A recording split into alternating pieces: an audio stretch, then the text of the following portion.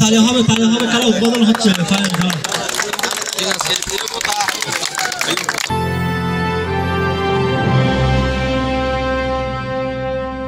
প্রথমবারের মতো হযরত আলিমুদ্দিন শাহ ও সমদ আলী শাহ ফুটবল ক্লাবের আয়োজনে রাত্রিকালীন অলিম্পিক ফুটবল টুর্নামেন্টের ফাইনাল খেলা অনুষ্ঠিত হয়েছে।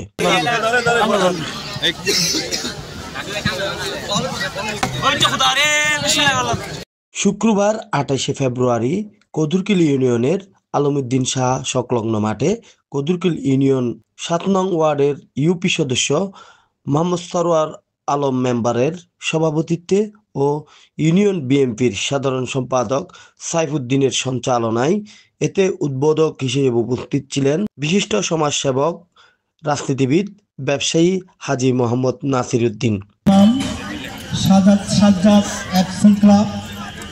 তাদের থেকে আমরা একটি সুন্দর ফাইনাল খেলা আশা করতেছি। এ সময় প্রধান বক্তা হিসেবে উপস্থিত ছিলেন চট্টগ্রামের অ্যাডিশনাল পিপি জজ কোর্ট অ্যাডভোকেট আনোয়ার হোসেন। এতে বিশেষ অতিথি হিসেবে উপস্থিত ছিলেন কদুরকিল ১ নম্বর ইউনিয়ন বিএনপির সভাপতি কফিল উদ্দিন, সিনিয়র সহসভাপতি জাফর সওদাগর, সহসভাপতি শফি সওদাগর, সাধারণ সম্পাদক সাইফুল ইসলাম।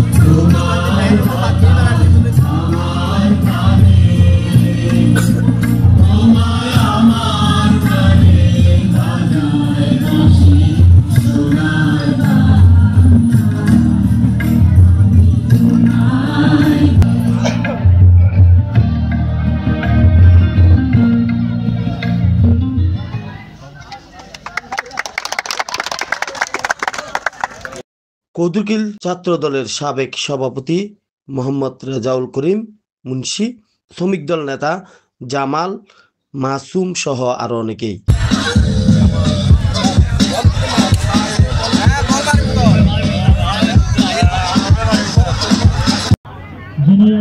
এ সময় ফাইনাল খেলায় আরবিকে ফুটবল একাডেমিকে ১-০ গোলে হারিয়ে সাজ্জাদ রবিউল এফসি জয়লাভ করে।